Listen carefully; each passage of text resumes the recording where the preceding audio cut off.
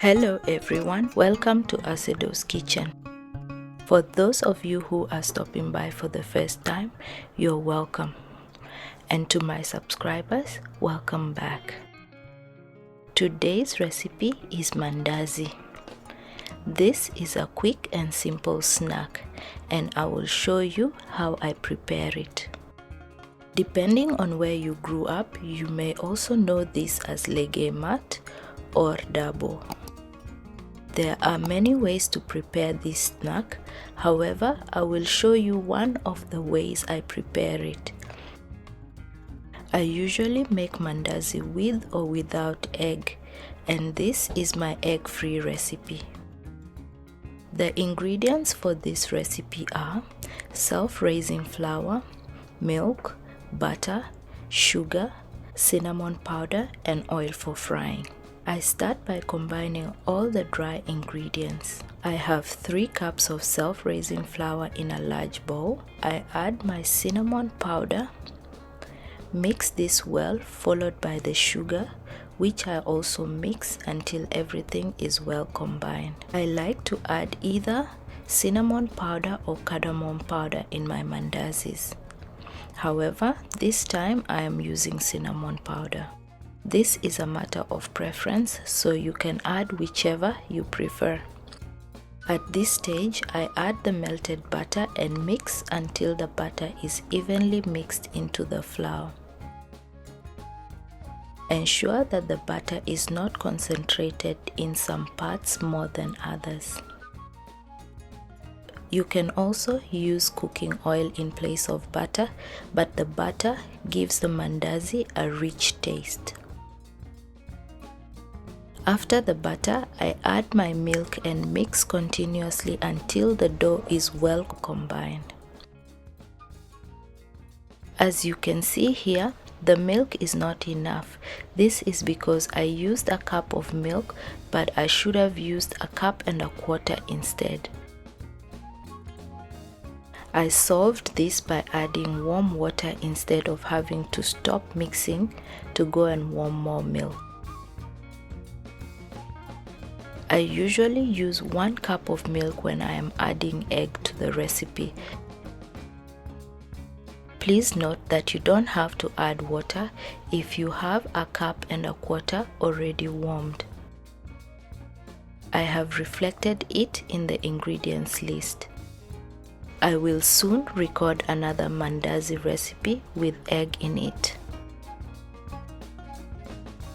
The dough is almost ready now. As you can see, the dough is no longer sticky. Once everything comes together and the dough stops sticking to my hands and the bowl, I continue to knead for a few more minutes. Once I am happy with it, I cover this with cling wrap and leave it for about an hour or 2 or until the dough rises. The dough has risen and has almost doubled in size. This means that it is now ready for frying. I knead the dough again for about a minute. Then, to make it easier to roll the dough, I divide it into 2 equal parts and work with one at a time.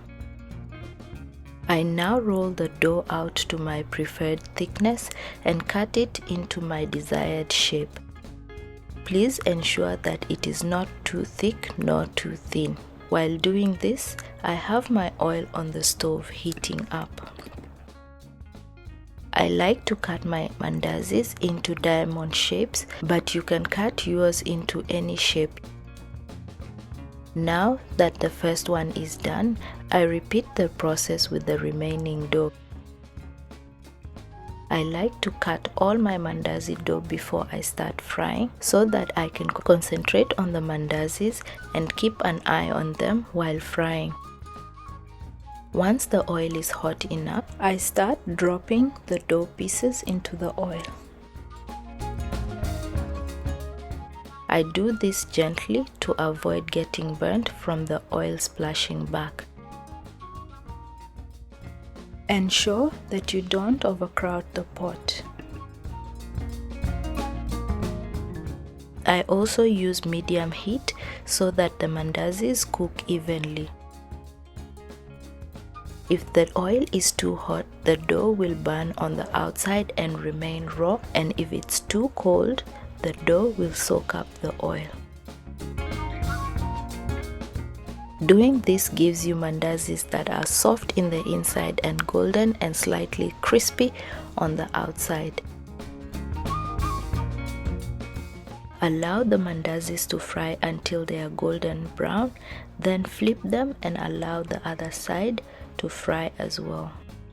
Once the mandazis are well cooked on both sides, remove them onto a plate lined with paper towel so it absorbs any excess oil. I am using a cast iron pot to fry my mandazis, so once the first batch is done, I add the remaining pieces right away. This is because cast iron retains heat well. However, if you are using a frying pan that has poor heat retention, allow the oil to heat up in between batches. Repeat this process until all dough pieces are finished. If you'd like to share any comments, suggestions, or have any questions to ask, please write them down in the comments section. Kindly support my channel by liking and sharing this video. As you can see, they are still hot, so allow the mandazi to cool down before you serve them. You can serve this with some tea, coffee, or any beverage of your choice. If you would like to see more content of this nature, consider subscribing and hitting the notification bell so you don't miss any of my weekly uploads. This is all I have for you today. I look forward to seeing you in my next video. Thanks for watching and bye for now. Hello everyone. Are you tired of always eating bread and would like to change things up every now and then? Try this Dabo recipe and you'll get hooked. Dabo is a South Sudanese fried bread. It's been a while since I've made it, but since it was requested by one of my beautiful subscribers a few weeks ago, I have cooked this twice already because my kids keep asking for it. If you're watching for the first time, you're most welcome to my kitchen, and to all of my subscribers, welcome back and thanks for your support. I have listed all the ingredients and measurements used in the description box below, so please make sure you check that out. I start with 3 cups of plain flour, add salt, sugar and yeast, then I mix it well.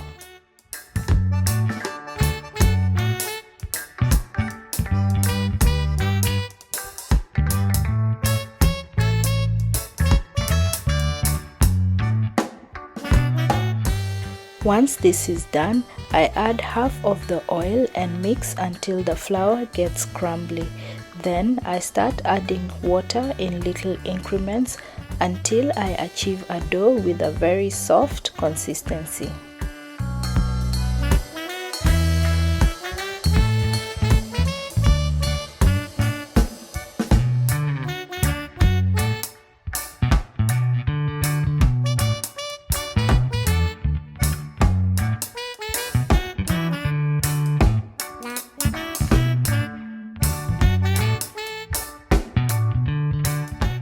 This is what I am looking for, so I will not add any more water, nor will I add any more flour. I will now add the remaining oil and keep kneading. This will help stop the dough from sticking to my hand and to the bowl. Once I'm happy with the consistency, I mold the dough into a ball and coat it with oil, then cover it with a cling wrap.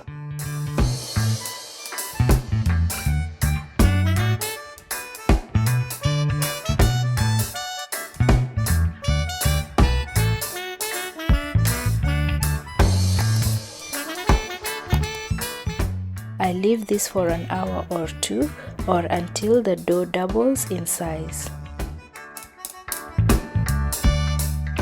I have oil in a pan heating up as I prepare to start frying. This is how the dough looks an hour and a half later. As you can see, it has more than doubled in size. I need this to get rid of any air bubbles from the dough. At this point, I get a bowl of water to help me cut and mold the dough into smaller pieces. I dip my fingertips into the water to help tear off a portion of the dough. Then I flatten it and mold it as I am doing here. This is how I use the water to cut the dough. Once happy with the mold, I start frying it until it's golden brown. This angle isn't practical, so I move things around to make it easier.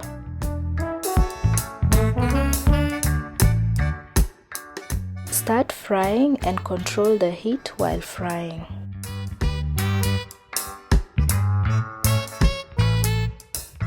These cook best on medium heat.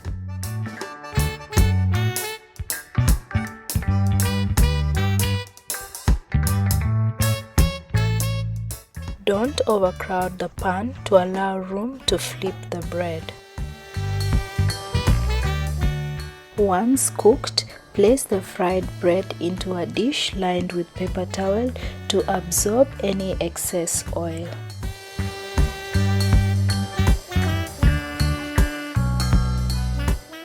Repeat the last 3 steps until all the dough is finished.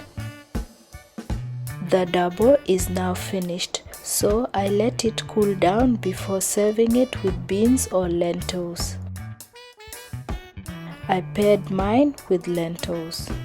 For comments, questions or suggestions, please jot them down in the comments section. Kindly like and share this video as it helps my channel get more visible. For more recipes, remember to subscribe and click the notification bell so you don't miss any of my new uploads. Thanks for watching and bye for now. Hi guys, welcome to my channel. I trust that you are all doing well. For those of you who are watching me for the first time, you're most welcome to asedoskitchen. And to my returning subscribers, welcome back. I appreciate each and every one of you. Today I am preparing mandazi. This recipe contains eggs but no milk. All I need for this recipe is self-raising flour, sugar, eggs, warm water, cooking oil and cardamom powder. In a large bowl, I have 3½ cups of self-raising flour, to which I add my cardamom powder. I leave the remaining ½ cup, which I will add in later. You can also add a tablespoon of baking powder to plain flour if that is all you have. I am using a teaspoon of cardamom powder, but you can adjust the amount to your liking. I add oil and mix well to combine. Once this is evenly mixed in, I add my sugar and continue mixing.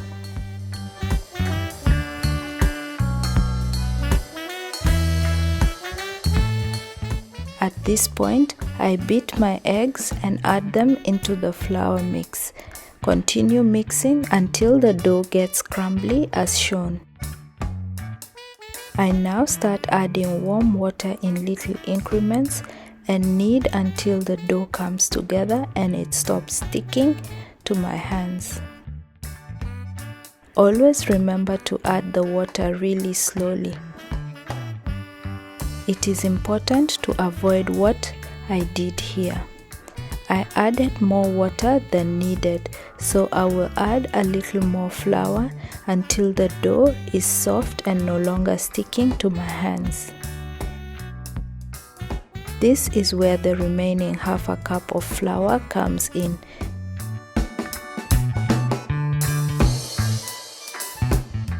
Because I added too much water, I needed more flour. So I added another half a cup to the dough and continued kneading.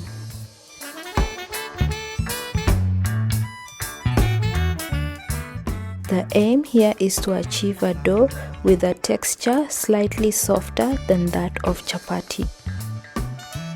Once I am happy with the dough's texture, I add a little oil and knead for 2 minutes. Then I form a ball and coat it with oil to prevent it from sticking to the bowl.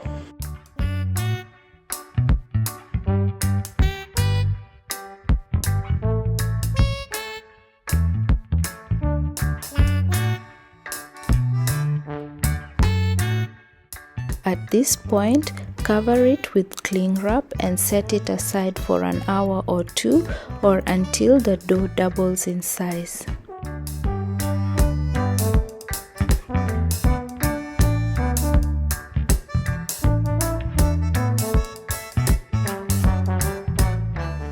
It's been 2 hours and the dough has risen well.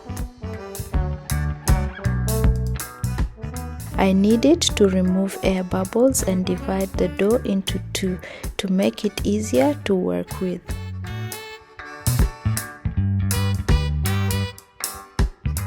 So before I start working on the dough, I add some oil into the pan and place it on the stove on low heat. So by the time I finish cutting the dough, the oil is ready to start cooking. Roll the dough out and cut it into your desired shape at this point. Don't roll it too thin.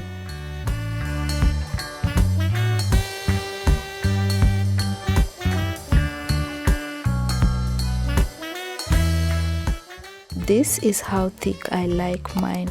I prefer mine to be on the thinner side than the thicker side. This is a matter of preference, so you can make yours according to your preferred thickness. Just don't make it too thick so that it cooks well. I cut my last mandazis into diamond shapes, so this time I am going for square, but feel free to experiment with shapes. You can make it fun if cooking with kids. Allow them to use cookie cutters to make fun shapes. Now that the first part is done, I increase the heat to medium and check on the oil. Once it's hot enough, I start frying while I finish off the rest of the dough. Drop the dough pieces gently to avoid getting burnt by splashbacks.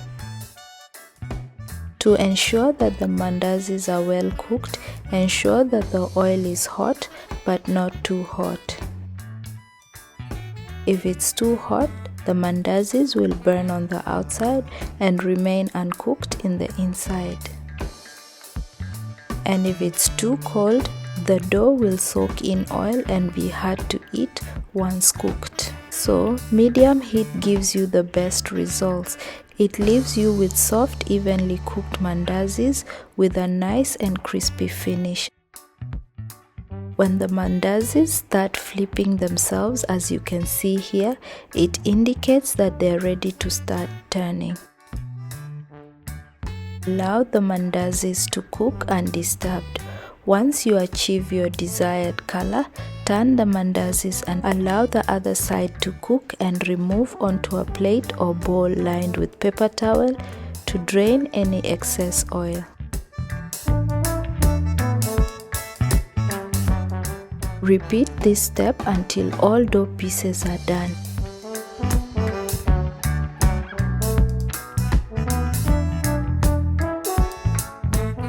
This is what we are left with, nice and crispy mandazis. They are crunchy on the outside and soft on the inside. Just look at that, doesn't that look good? It also smells and tastes amazing.